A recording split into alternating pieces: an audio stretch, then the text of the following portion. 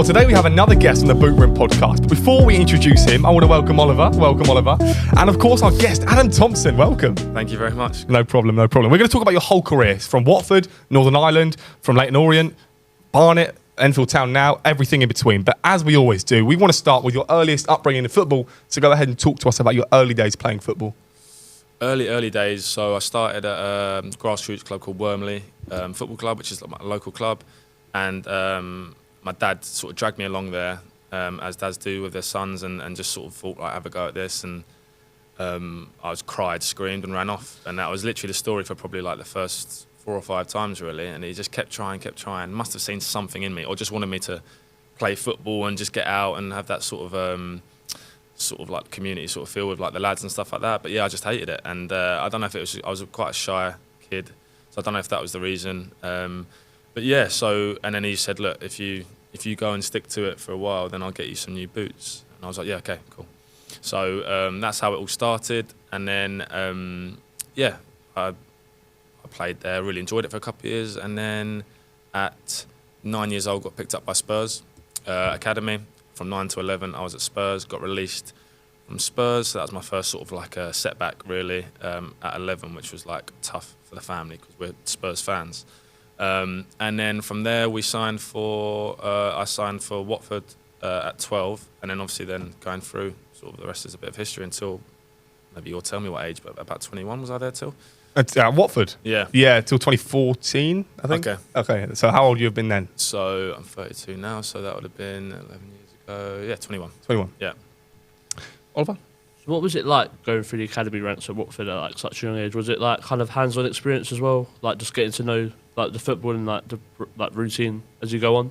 Yeah, so when I joined there at 12, so I think it was maybe 2 or 3 times a week. So it's still like, they've obviously got quite a well-renowned academy at Watford. And at that time, I think my coach was Mark Warburton.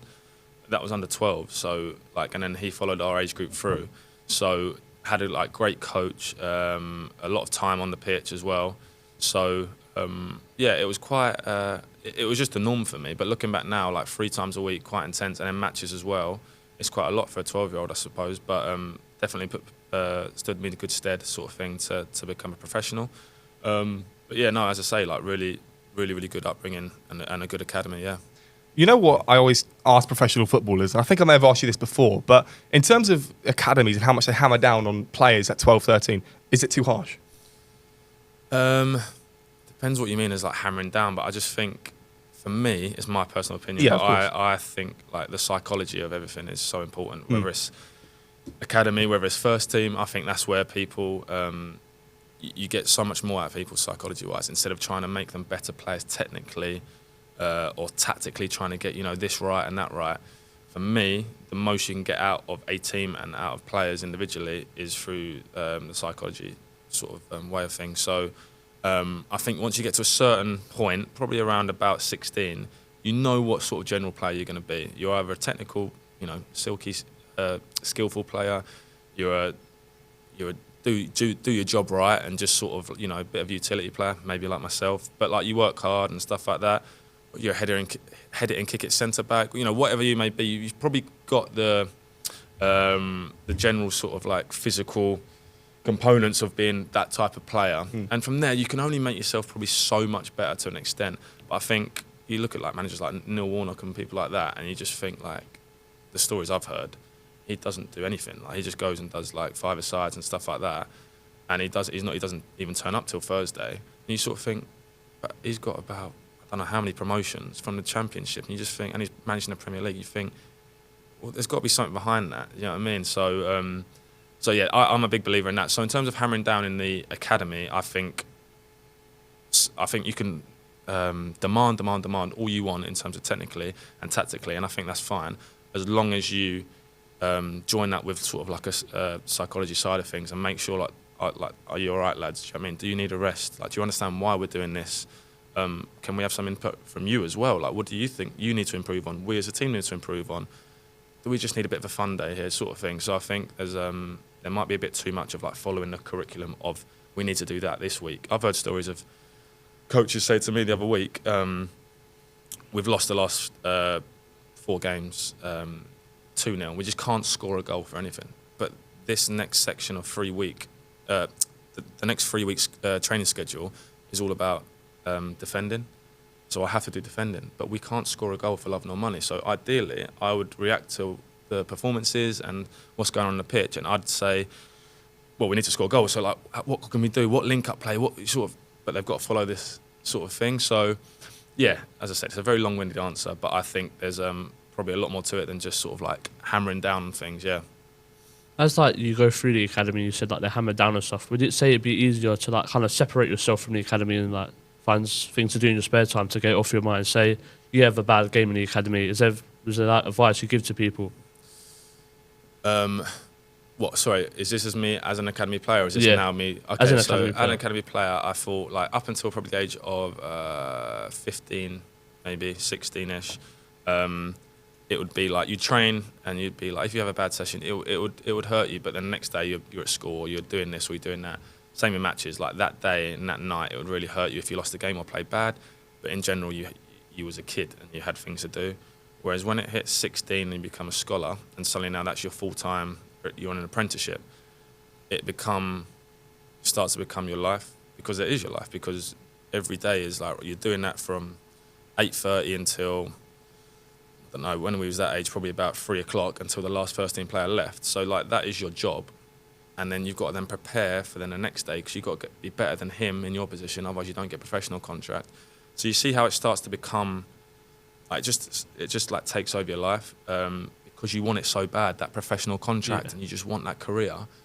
So I think that's at the point for me when it becomes, you just don't think about anything else, and you can't get away from it. You don't have that separate life. It's just all about football. And I can't go out tonight for dinner, or I can't go and do this, or I can't do paintballing, I can't, because I've got football tomorrow. So yeah, for me that was the part where it started to become a bit intense. And looking back now, that was when sort of like the mental battles of football for me and a lot of people I spoke to probably start. It sounds to me like a lot of professional footballers, of course, they enjoy doing it, but it seems to me there's a lot of a darker side that maybe we don't see as fans and people behind the pitch. Yeah, I think there is, but I don't know if that's caused by our own mentality of it and like how we're sort of like put into it. So like I said about, it becomes just intense, but that's our outlook on it. But like, we could have another life if we wanted to, I suppose, but we just need someone to help us with that. But it's not so much as like the coaches saying, right, as soon as you go home now, like I want you to think everything about football. And some coaches do, to be fair. Some coaches say like, right, before training tomorrow, you need to eat right, you need to be right. You can't be going out to shopping centres and doing this and doing that. I think that's wrong.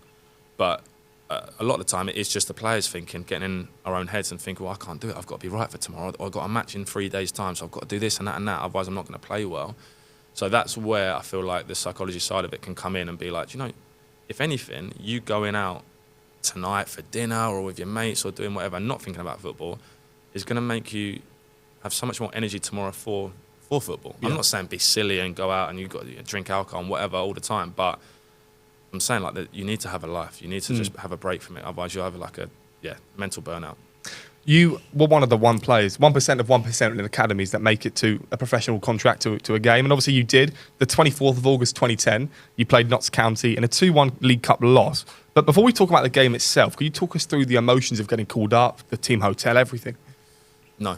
I can't remember. You can't remember it? But not really. I remember the game, but at the time I don't remember being that nervous. I think it's just like ignorance of youth, isn't it? So I just think it's like, I'm playing a League Cup game at that point, so I was just like against Notts County, who at that point I sort of were 2 leagues below us maybe or so. So complacency. So maybe you just think like, like it's great, and like I'm really excited, but like we should be winning this game, and it's like it's not sort of that sort of level yet. I haven't made like the proper first team yet, maybe.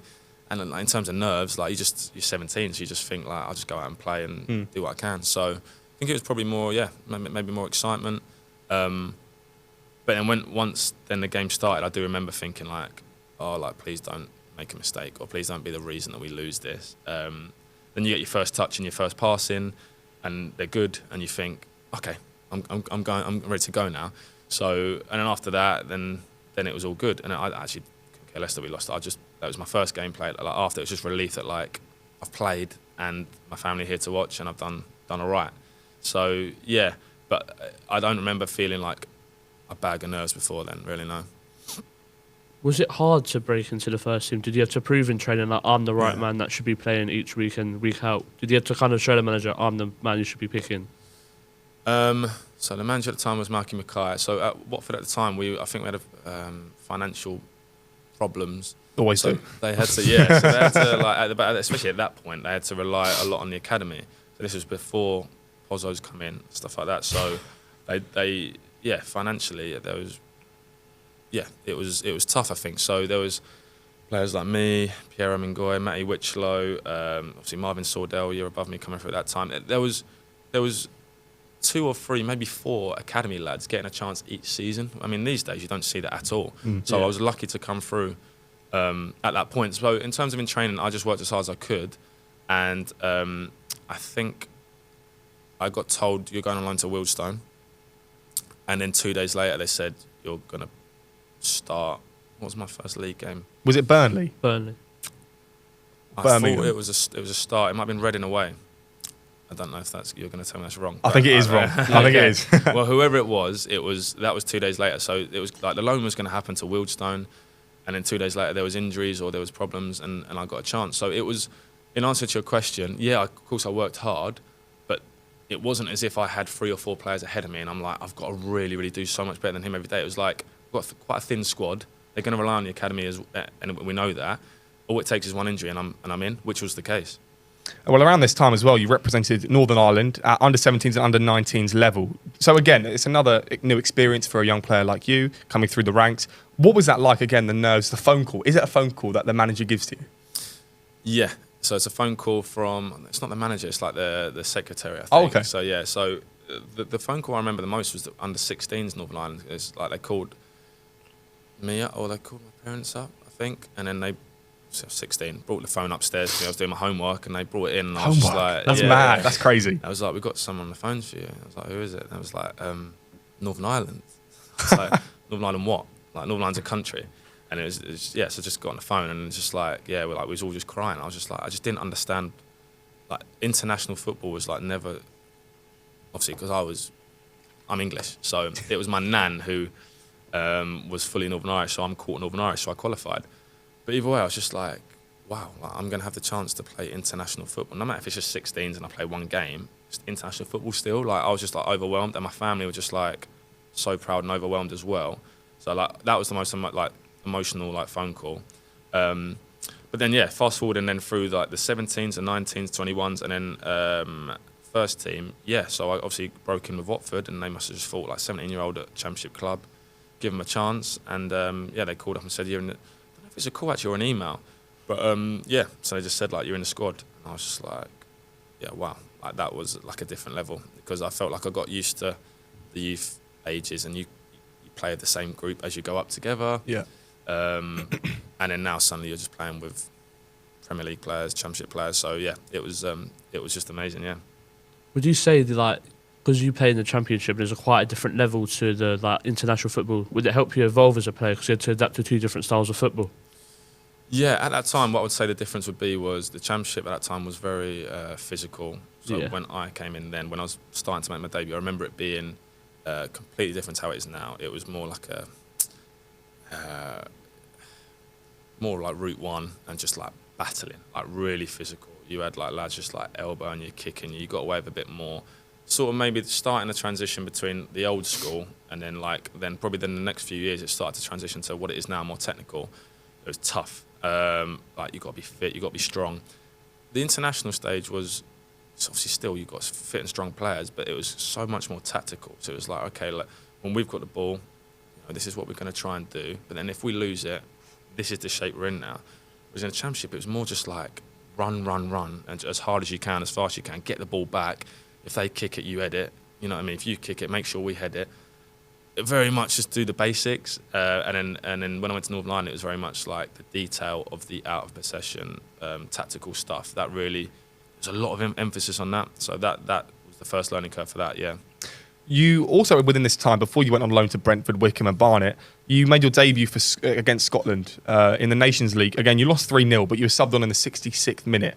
again, that's a really big deal for a young player coming through. Yeah, that early, I didn't know if I'd get on at all, but then to come on that early, I get the game was over, I guess, at 3-0. But still, you've got 40 minutes or 30 minutes yeah, left, right? exactly. But that's why I was so happy, because it wasn't just like I'll bring him on for 2 minutes or something like that. It was like, okay, I'm going to get half hour here. I'm going to get a chance to really like prove myself and actually like realise, am I ready for international football? Maybe obviously Scotland probably 3-0 up, probably thinking like, yeah, we're done. But they had Kelly Miller up front at the time, who was like a big player, do you know what I mean, and an icon sort of thing. So come on, and to mark him, and then we didn't concede another goal after that. So you're the reason why? Yeah, I kept a clean sheet. So yeah, if I would have started, we would have won probably. So, but no, it was one of them where it was a proud moment for me anyway. But then to come on and keep a clean sheet and against players like that, Scotland, a decent team at that time, was just a bit more of a confidence boost for me. So like you said, I've started to play for Watford at 17. Now suddenly I've got my full international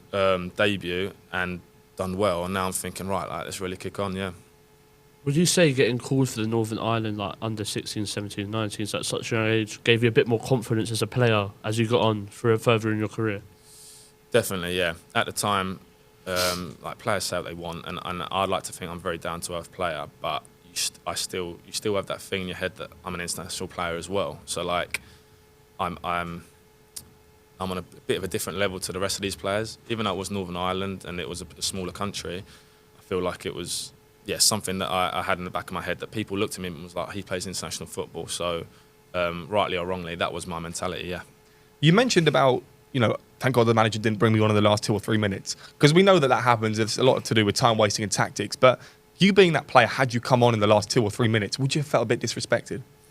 No, not at all. I was 17, making my debut for Northern Ireland. Like I just felt lucky to even be there. Okay. So there was players like Stephen Davis, Gareth McCauley, like Premier League players at the time that were playing with me, Craig Cathcart.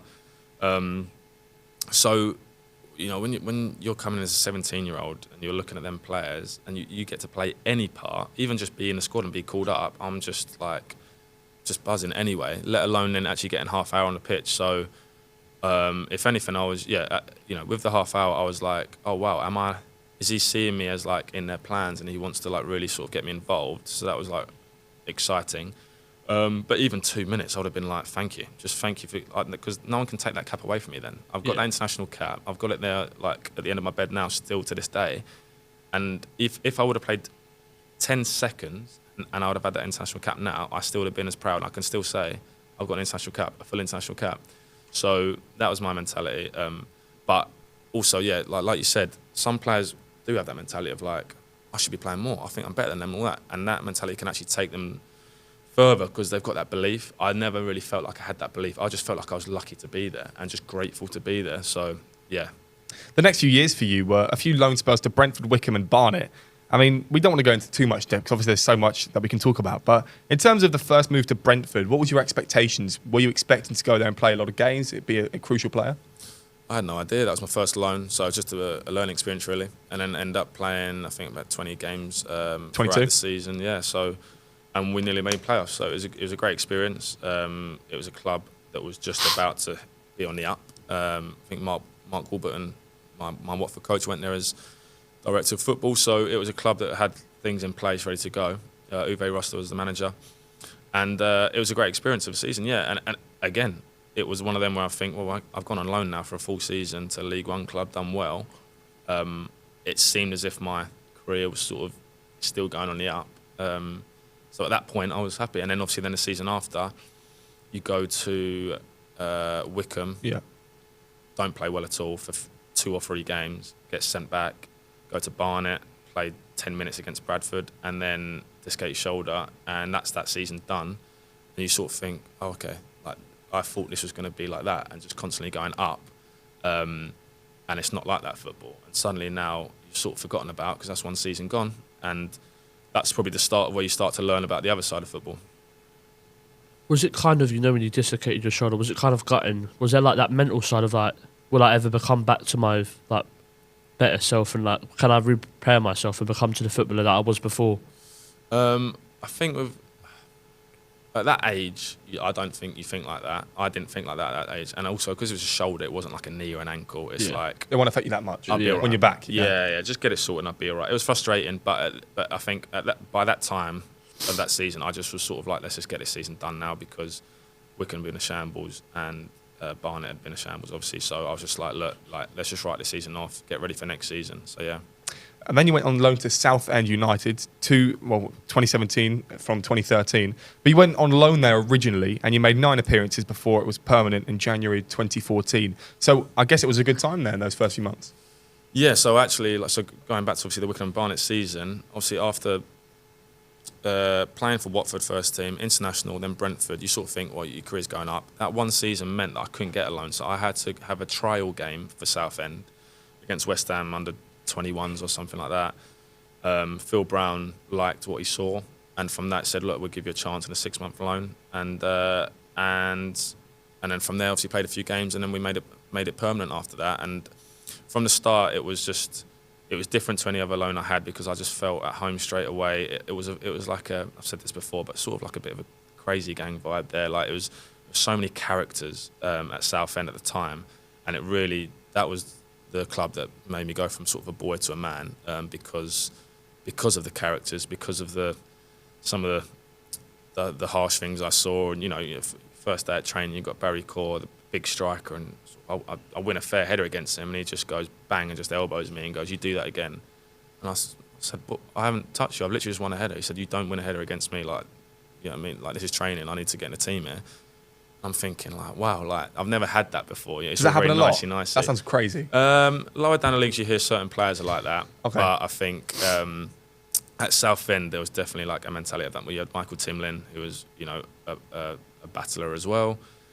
You had lots of players throughout like Adam Barrett, Luke Pross. Southend was just that team where people didn't want to play against us. We was a horrible team. We ran. We was aggressive.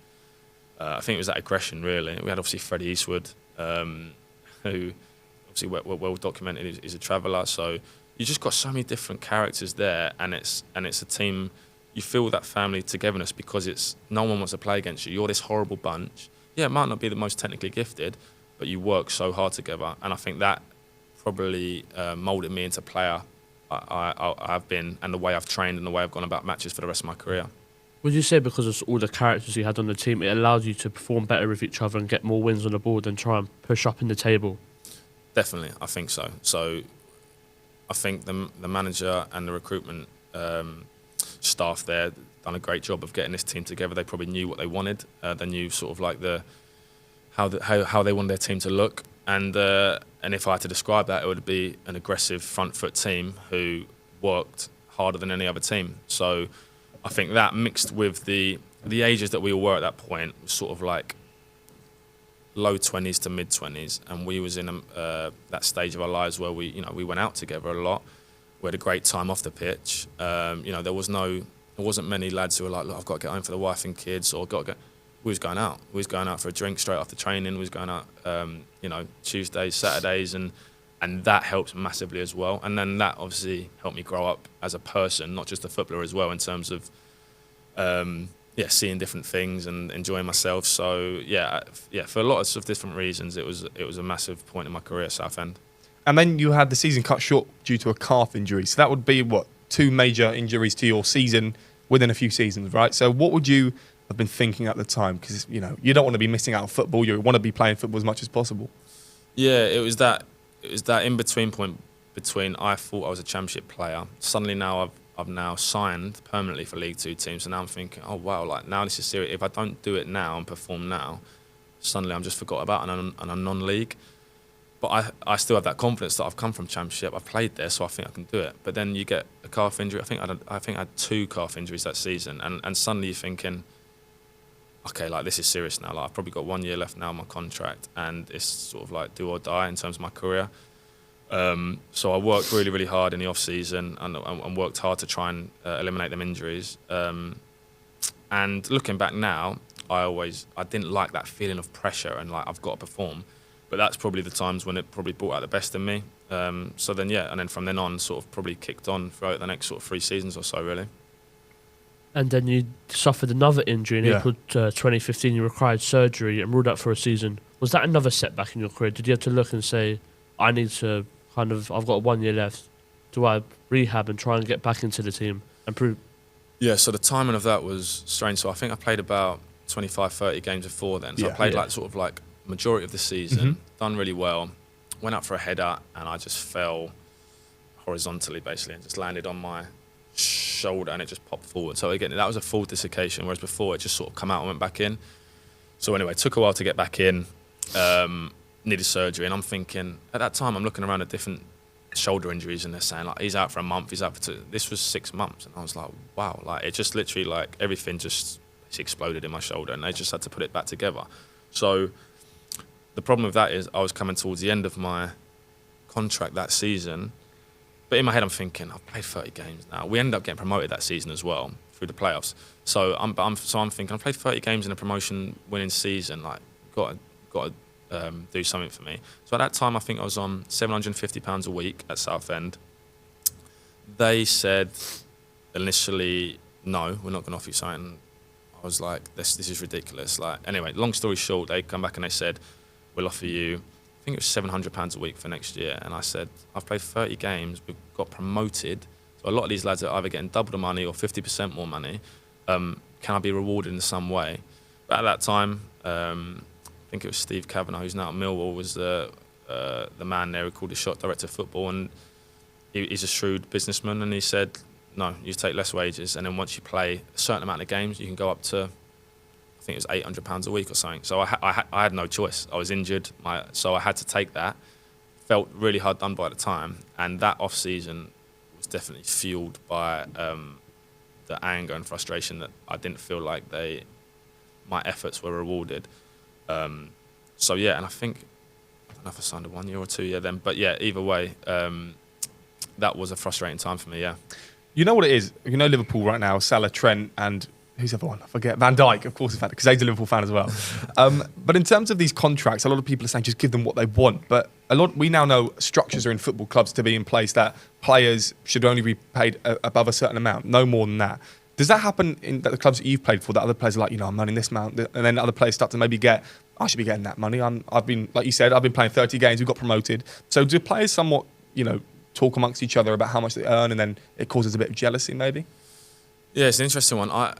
Very rarely players will talk openly about what they're on. But like, if you're close with that player, you might say like, look, this is contract negotiations. Like, I wanted this, they gave me this, and then suddenly he tells someone else, and so some players' salaries are known about throughout the team. But it's like, it's not just football, right? It's any business environment. I feel like if you're doing a certain amount of work and the rewards are being shown for the business, and that person, player X over there, is earning more and doing less than you, then there's a conversation to be had, isn't it, with the seniors in that business. So it's the same as any team, I think, and it will be the same as football. The problem is, obviously, the problem starts when the recruitment team bring in someone on this amount of wages, and that might not be a fair valuation of them. They then don't perform, so now everyone down here is saying, well, they're not performing, I'm better than them, so now I want that. But they shouldn't have put that player on that in the first place. I think that's when it starts to get a bit out of control.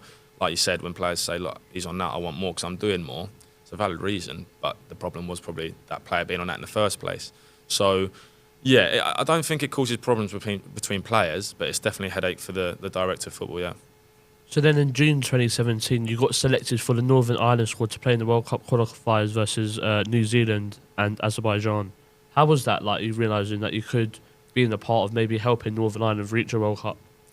Yeah, crazy, because that was under Michael O'Neill, so as a new manager, and it just felt like under Nigel Worthington, when I got called up before, Northern Ireland were like a really, really small just like a minnow, basically. Like, you're probably expected to lose every game. There's no real pressure on it. The mentality around it, the pitches we was training on at the time weren't great, and it was just very much like, we'll turn up and we'll do what we can, but there's no expectations. Suddenly then Michael O'Neill comes in, they find a few players, that have maybe got Northern Irish grandparents or whatever, and suddenly their squad looks competitive, they're doing well, and then when you're in this World Cup qualifying stage, and they start to be doing really, really well, and then I'm getting called into that, and I'm thinking, like you said, wow, like if we make the World Cup here, like this, I could be part of that if I stay in this. So it was, I never actually made an appearance then. I think I might have been on the bench for one of them games. I might not made the squad for the other one, but I was just like hoping that because I'm part of this squad now, just do what you can, and then if that takes you through to a World Cup or a European Championships or whatever,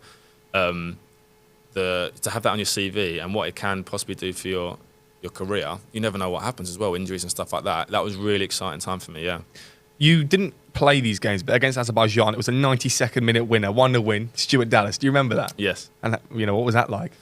Yeah, mate, like just at the time, there's just this growing feeling that like we're actually like really effective. Like we knew what we were. We had great defence. I mean, Johnny Evans, Craig Cathcart, Gareth McCauley, Aaron Hughes. Like we were so solid, which for me wasn't great because that was the position I was trying to break in on. But we rarely conceded, and then we'd just sort of get a counter-attacking goal from somewhere like that is a perfect example. And we just kept sort of getting points away from home and then kept winning certain games. And there was just this growing belief that, like, after that game, obviously celebrations, but there was this growing belief that we're actually, like, good here. Like, people don't want to play against us, and we could actually do something here. So it's just a great atmosphere to be around, really. Can I just say, though, you're the backline that you were part of conceded 6 goals, and San Marino, unfortunately, conceded 51. That's the sort of group that you were in. But, you were one game away from a World Cup because you lost 1-0 over 2 legs. You weren't called up to that squad, but maybe in terms of a group chat, or were you involved in the squad somehow? No, it's just each individual camp away. So if you're involved with it, you are. If you're not, then you're not. Okay. So, yeah.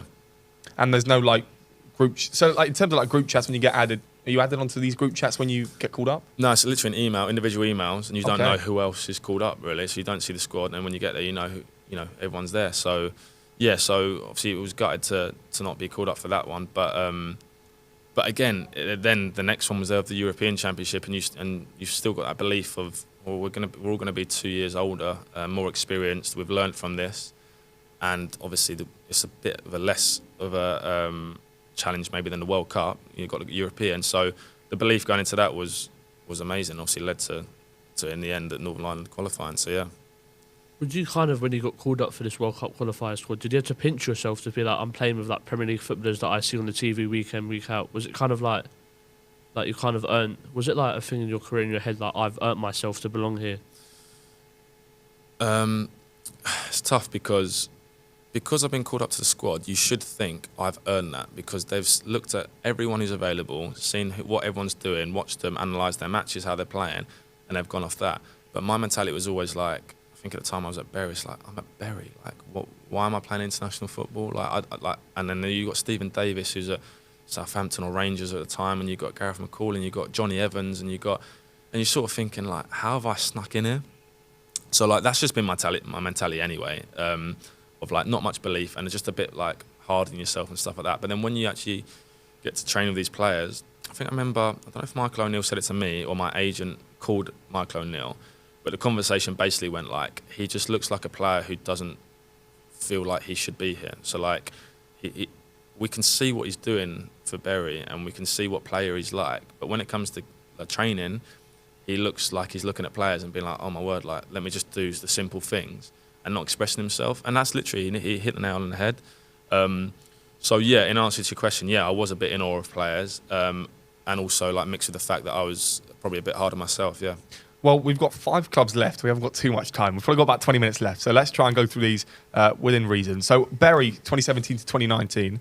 Well, we all know what happened to them, but could you talk us through what it was like to be a player there when the club basically got deluded? No, not deluded. Diluted. There's the word. So just talk to us about that, because you were seen as one of the higher up players there. You were captained a few times. So what's that like when the team folded? Yeah, so obviously the first season I went there we got a team together, a squad together that was meant to go and challenge at the top of the league. We got all the best players from League One seemingly, and a couple from above, Jermaine Beckford and people like that. So. And we got relegated, and yeah, long story short, it was like such a poisonous atmosphere. It was horrible to be around. Even though after 3 games I went on loan to Bradford straight away, I was still on there for the last half of the season, and it was horrible. So that was my first relegation, and that was my first look into how bad things can get if things aren't managed right from the top and in a changing room. And then the season after was chalk and cheese. Like Ryan Lowe got a squad together that was really together, and we went and got promoted. But obviously halfway through that season, like you said, they was having, obviously it was publicised, really bad money issues. Got a new owner in, so we thought, oh, thank God, like all sorted now. Obviously, no one looked at his previous history, but he had history of taking over 57 or 59 companies and diluting them. So obviously, if anyone would have looked into that, they probably would have asked a few questions in terms of saying, well, what's your plans with Bury? But yeah, I think he paid us for the first month or two, and then after that, no players were getting paid. So we had a decision to make in about February. The lads got together and just said, look, we're all pretty much free to go now or at the end of the season. So are we just going to say, let's just stop and not get injured? Because if we decide to play for this club without getting paid, and then we do our knees and we're out for 9 months, that's it. Like you're out for a year. That could be your career over. Your families aren't looked after. You're not looked after. You've got to find a job. You've got a bad injury.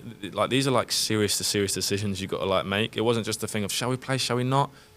These are like life-changing things. So it was a massive decision. But Nicky Adams just said, like, I'm gonna take that risk and I'm just gonna play for that.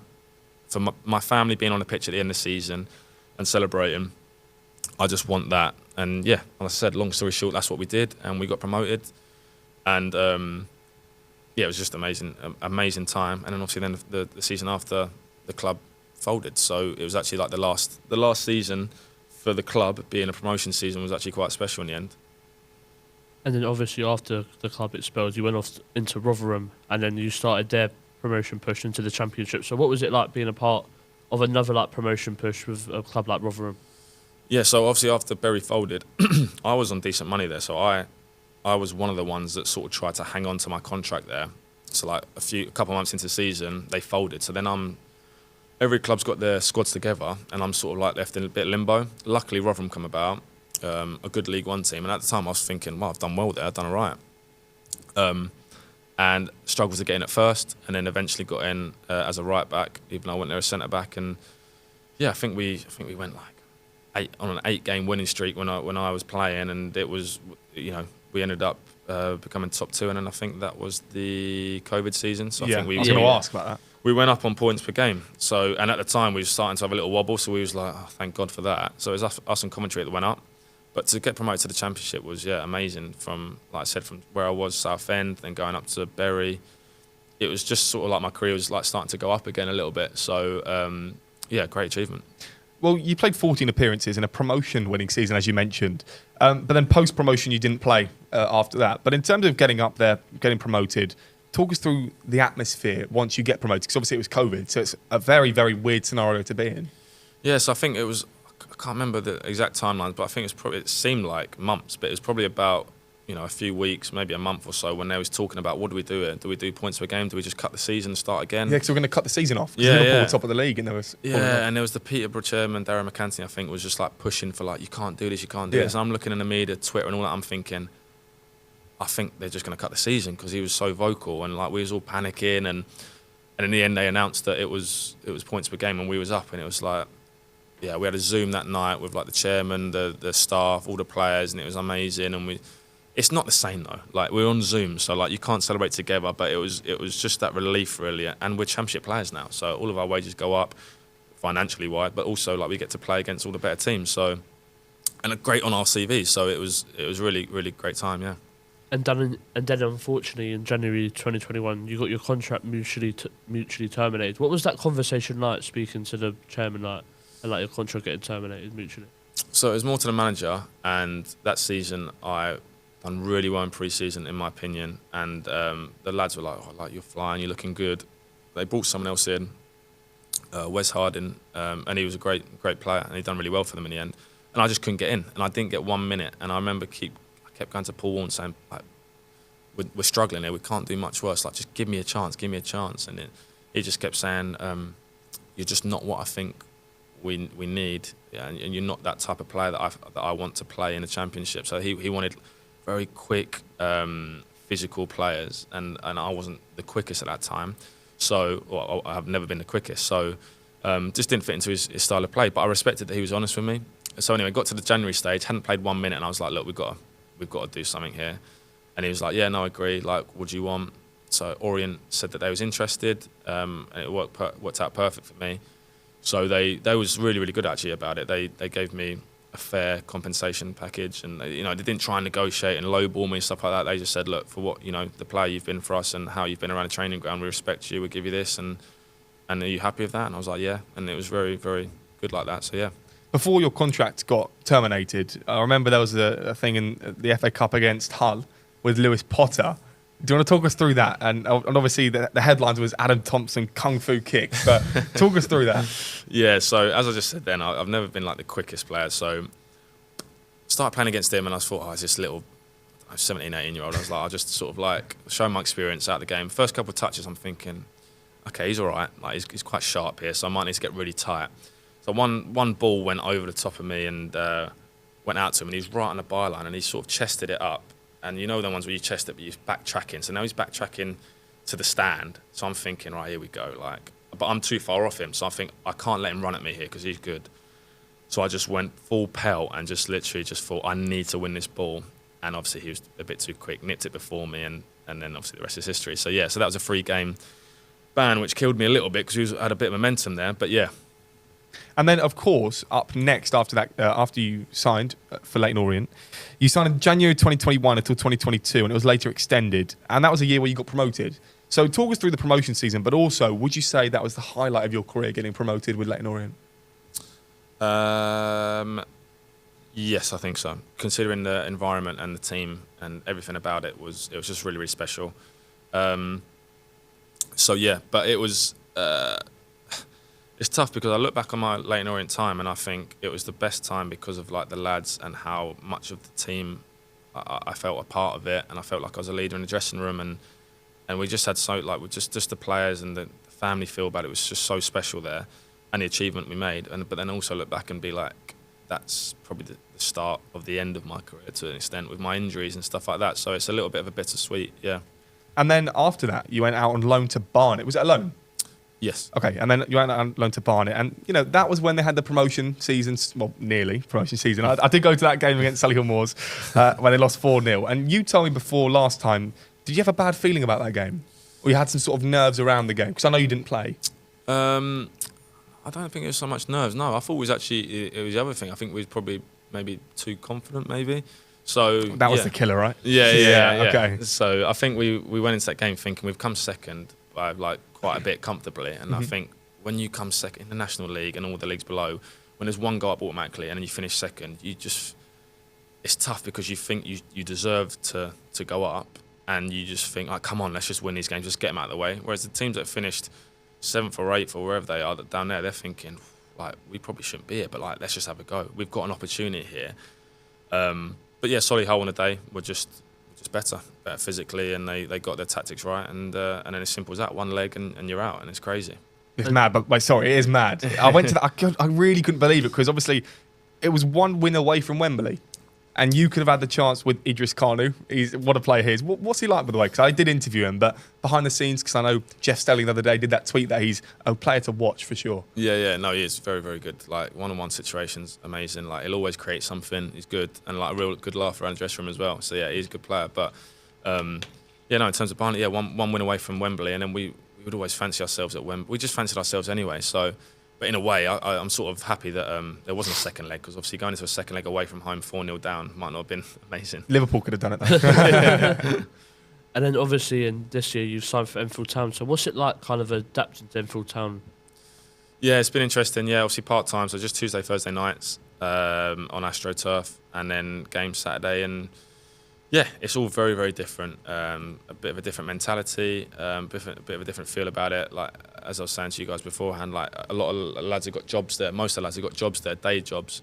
So as I said, the mentality we was talking about at the beginning of the podcast in terms of that's your life, this isn't their life. Their life is their job, and that's their livelihood. And then this is something that they do as more of a hobby, which I haven't had that feeling and that sort of like environment ever. So like to come into that, and I haven't got a job yet, so I'm still all about football. And then, knowing that lads have worked a 7 till 4, 7 till 5 day, and then they've got to come and try and perform on a Tuesday night. it's how can I possibly demand everything out of them when I know they've just done a day's work? So the demands go down a little bit, the mentality is down a little bit, all understandably because of circumstances. So with that, I've had to adapt, but in a way, it's made me a bit more relaxed and made me enjoy it a bit more. So there's definitely been positives to it as well. So Enfield are obviously semi-pro is the word, but there are a few teams in there. I think a Dorking, professional, Boreham Wood. Yeah. So the teams that are like near the top, Yeah. like consistently, and maybe that they've come down. So is it must be? I mean, I know that you guys aren't in the best of places in terms of positions, but when you're playing against teams that are full time, a bit unfair, right? Yeah, it has been. That's the way it's gone for us this season anyway. I think especially when you get to the last 30 minutes or so, I think it shows like the legs that, they've been training all week and stuff like that. I think there's another couple. I think there's Torquay, maybe Maidstone as well. I think you get, you see, look at the results that we've had against them teams. I think we lost 4-1 to Torquay, 4-0 to Maidstone, 2-0 to Boreham Wood. So, against them teams, it does show the full-time to part-time thing. And like I said, pre-seasons when I've been at other clubs, Orient and all my clubs before, when you play against part-time teams, it's the same sort of thing. They'll have a right go for a bit, and then at the end of the day, the fitness and the quality shows through. So they have more opportunity on the pitch to hone into that, and it does show in them leagues. Yeah, I think. A final question from me. Would you say in the future you want to pursue like a career in coaching, or you're going to kind of close after Enfield, or maybe like you play for another club, you're going to close the chapter on football and like go away from it? Yeah, I'm still unsure. I've been unsure for a while. Every coach I've had in the last couple of clubs I've been at have said they think I'll be a great coach. But it's a long-winded answer. I'll try and make it long story short. I feel like if I'm going to coach anything, I'd like to coach people to be happy and have better lives. It's like a mentor. Yeah. Okay. Instead of be a better footballer. Because I feel like football comes to an end, and then when football does end, if I've been coaching them to be the best footballer they can be, and then coaching ends, what then? I've been through it. Identity crisis, depression, all this sort of stuff that may hit you when you come towards the end of your career. But if you coach them about life and about mindset and mentality and how to deal with everything in life, then I think that encapsulates everything. So I'm unsure, but I'm open to anything. Because I remember when we spoke last time, I asked you if you wanted to go abroad, and you were like, well, it had to be a big package. You said you'd have to bring your family and aunties, uncles, the whole group, essentially. Yeah. But obviously, you're currently Enfield are 23rd out of 24th in the league. So in terms of you maybe looking at retirement, are you looking at that yet? Ideally, no, but then you've got to look where you're at. And like you said, you're second bottom in the Conference League South, and you just sort of think, well, I'm 32. I'm not sure there's going to be many teams maybe looking at me and thinking like, oh yeah, he looks like a good someone to have. So I'm not sure. But then they might look at statistics, and they might look at me play, and I feel like I'm fairly comfortable at that level. So they might say like, okay, he's gone there just to prove himself after injuries, and actually he's a lot better player than that. I'm unsure. I'll just go with however it goes. If then this season no one comes in for me, then that's probably my answer. If at the end of the season, a league club or a national league club say, look, we've seen you've done well, do you want to come in? Then that'll probably guide me as well. So yeah, I'm open to anything really. And in terms of home games that you've got left, what one would you want us to come to? What one if there's one that you're eyeing up and you think that'd be a good game? What would you say? Oh, home games. I actually don't know who we've got left, but you mentioned Dorking, maybe because their media sort of stuff. I don't know. Do you think that'll be a big occasion? Yeah. I don't know where they'll be in the league at that point, but I think they'll be pushing, won't they? I think, and just like Mark White's always just great value. Have you met him before? Well, we played against him. I actually sent him a voice note, basically saying, "Please sign me." A few months ago, before I went to Enfield, and he was just like, "No." But no, I think that might be a good one for you lads to come to in terms of entertainment. Yeah. For sure. And the last thing that I always ask for is what advice, I know that you want to go down the mentoring route, so what advice would you give to players coming through that maybe, I suppose, it may be in a bit of a negative patch right now, maybe like you were at the start of your career and with injuries and things. So what advice would you give to them? I think as all players, you just think like you're in this bubble and everything is so intense and it's all about this, I have to perform or not. But like, you move on 2 weeks, a month, 2 months, 3 months, you look back and you're like, it wasn't that big. I just think you need to have other things in life. You need to have other focuses. Football cannot be your sole focus. Like it can be your main focus, but you need to have other focuses, in my opinion. And if you don't, then you need to go and explore what you do like. What hobbies you have, what you enjoy doing. Whether it's people being around other people, certain people, whether it's doing other certain jobs or hobbies or whatever it is. I feel like that can only benefit you in the long run. In terms of like the risk of the identity crisis at the end, I've always been Adam Thompson, the footballer. So then when I'm not a footballer, who am I? And that's the same with a lot of footballers. You know, it's like, oh, is he that footballer? That's the footballer, isn't it? From Broxbourne. That's the. Okay, so if that's who I am, then like I'm just that now, aren't I? So I cannot be anything else. So I think that is important for players. For me, I think that's probably the biggest thing. Well, Adam, thank you very much. We always end it on here with a handshake. I think these guys are probably ready for it. Well, some of them look ready for it. So we always end it with a handshake. Bring it in. And then, of course, you across the table as well. This one's a hard one. It always is. And then Oliver as well. Oliver, thank you, Adam, for coming on. I appreciate that. Thank you. Thank you very much, guys. Well done, Oliver. Well done.